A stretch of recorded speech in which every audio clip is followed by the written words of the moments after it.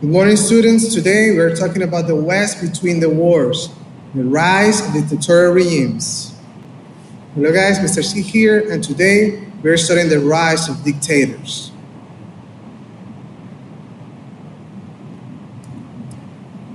By 1939, only two major European states, France and Great Britain, remained democratic. Italy, the Soviet Union, Germany, and many other European states adopted dictatorial regimes. These regimes took both old and new forms. A new form of dictatorship was the modern totalitarian state. A totalitarian state is characterized by the government's aims to control the political, economic, social, intellectual, and cultural lives of its citizens. Totalitarian regimes pushed the central state's power far beyond what it had been in the past. These regimes wanted more than passive obedience. They wanted to conquer the minds and hearts of their subjects. They achieved this goal through mass propaganda techniques and modern communications. The totalitarian states were led by a single leader and a single party. They rejected the ideal of limited government power and the guarantee of individual freedoms. Instead, individual freedom was subordinated to the collective will of the masses as determined by the leader.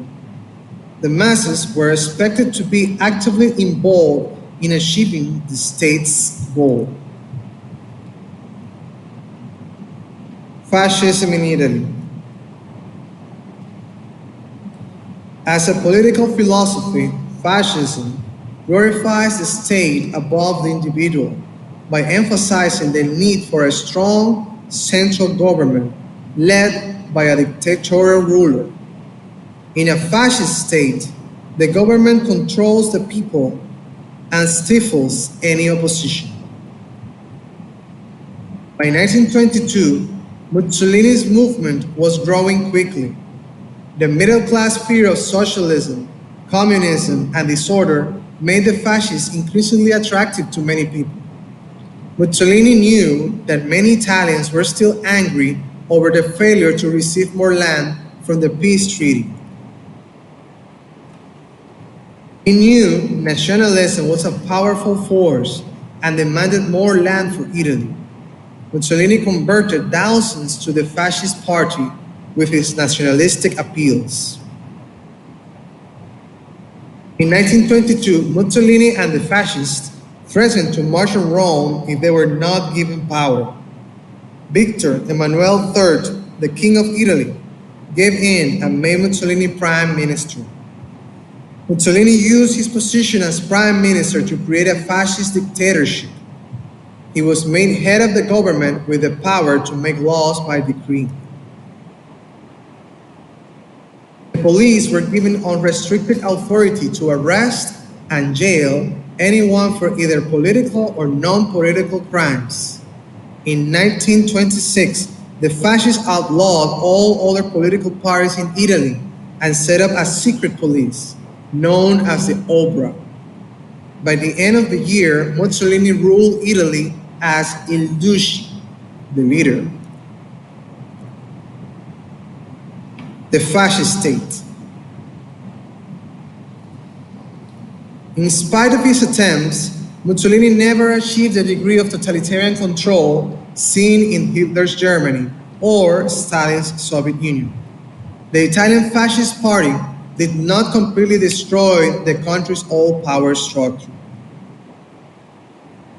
Mussolini's compromise with the traditional institutions of Italy was evident in his dealing with the Catholic Church. In the Lateran Accords of February 1929, Mussolini's regime recognized the sovereignty independence of a small area of 109 acres within Rome known as Vatican City. The Church had claimed this area since Italian unification in 1870.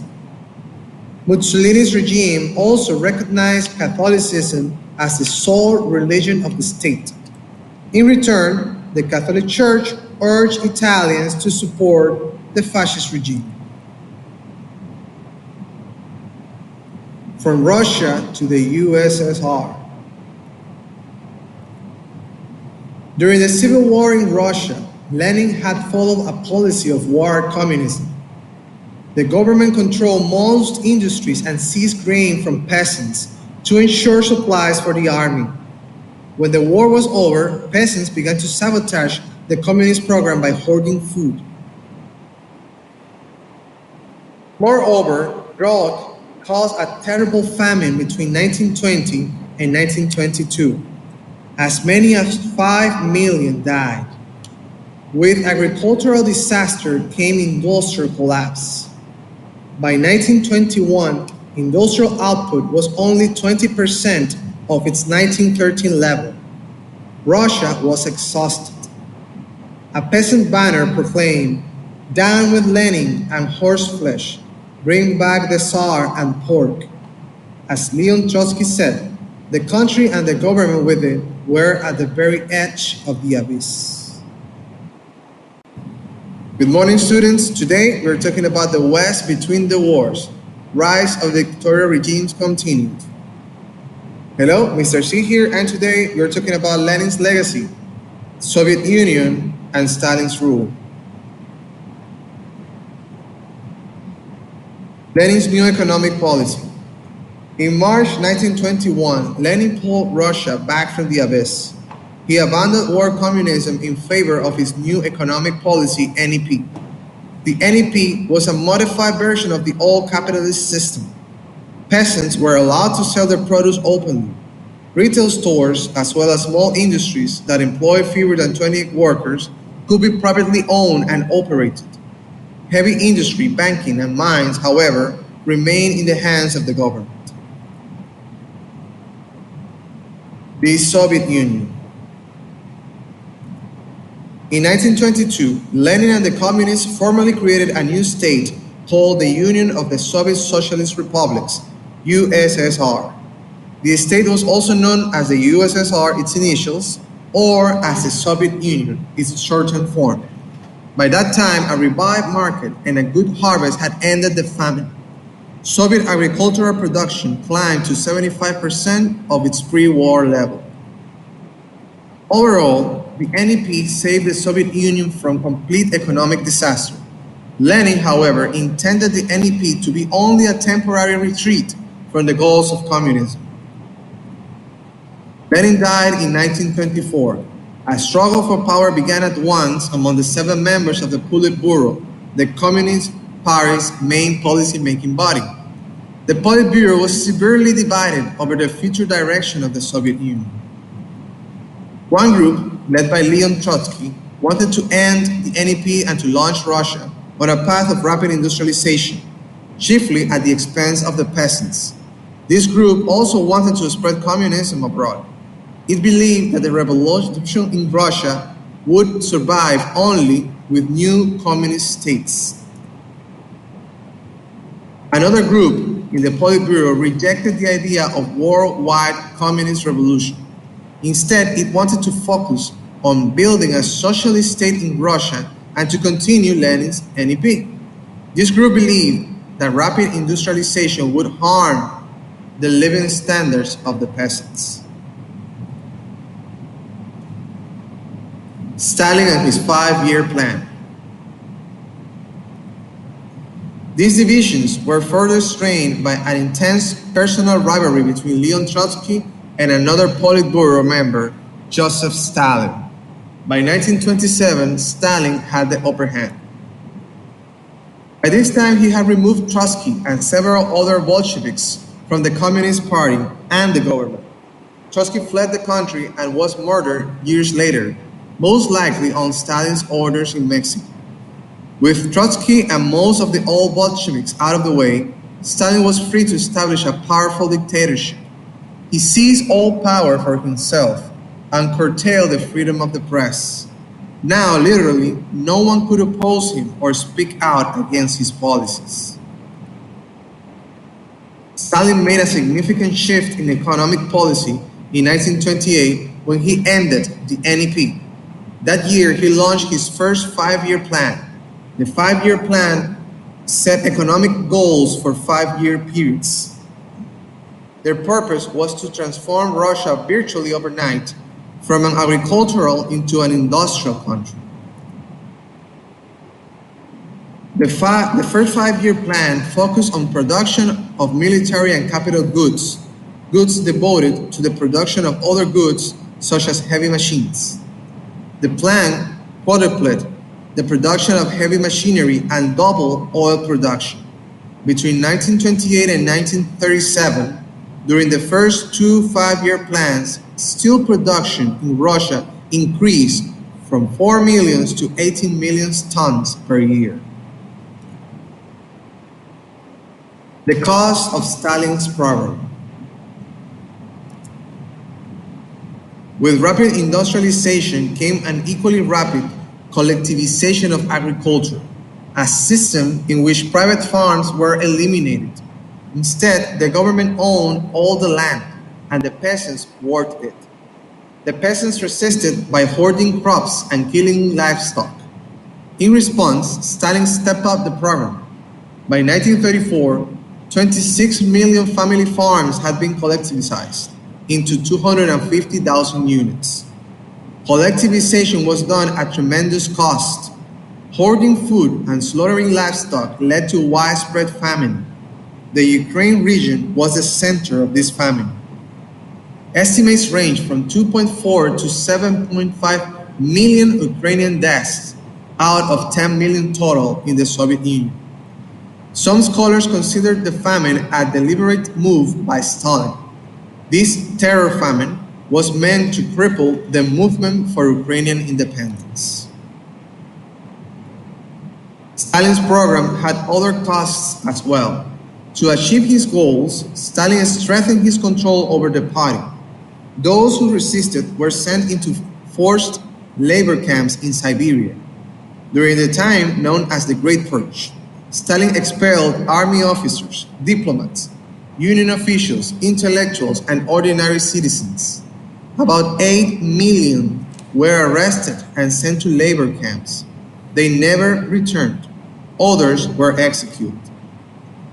The Stalin era also overturned permissive social legislation enacted in the early 1920s. To promote equal rights for women, the communists had made the divorce process easier. After Stalin came to power, the family was praised as a small collective. Parents were responsible for teaching the values of hard work, duty, and discipline to their children. Authoritarian states in the West. A number of governments in the Western world were not totalitarian, but were authoritarian. These states adopted some of the features of totalitarian states, in particular their use of police powers. However, these authoritarian governments did not want to create a new kind of mass society. Instead, they wanted to preserve the existing social order. Eastern Europe. At first, it seemed that political democracy would become well established in Eastern Europe after World War I. Austria, Poland, Czechoslovakia, and Yugoslavia, known as the Kingdom of the Serbs, Croats, and Slovenes until 1929. Romania, Bulgaria, and Hungary all adopted parliamentary systems. However, authoritarian regimes soon replaced most of these systems. Parliamentary systems failed in most Eastern European states for several reasons. These states had little tradition of political democracy. In addition, they were mostly rural and agrarian. Large landowners still dominated most of the land. Powerful landowners, the churches, and even some members of the small middle class feared land reform. They also feared communist upheaval and ethnic conflict. These groups looked to authoritarian governments to maintain the old system. Only Czechoslovakia, which had a large middle class, a liberal tradition, and a strong industrial base, maintained its political democracy. Spain. In Spain, too, political democracy failed to survive. Led by General Francisco Franco, Spanish military forces revolted against the democratic government in 1936. A brutal and bloody civil war began. Foreign intervention complicated the Spanish Civil War. The fascist regimes of Italy and Germany aided Franco's forces with arms, money, and soldiers. Hitler used the Spanish Civil War as an opportunity to test the new weapons of his revived Air Force. German bombers destroyed the city of Guernica in April 1937. Spanish Republican government was aided by 40,000 foreign volunteers. The Soviet Union sent in trucks, planes, tanks, and military advisors. The Spanish Civil War came to an end when Francisco Franco's forces captured Madrid in 1939. Franco established a dictatorship that lasted until his death in 1975. Because Franco's dictatorship favored traditional groups and did not try to control every aspect of people's lives, it is an example of an authoritarian rather than totalitarian regime. Nevertheless, his rule was harsh. He relied on special forces, and opponents to the regime who had not fled into the exile were imprisoned.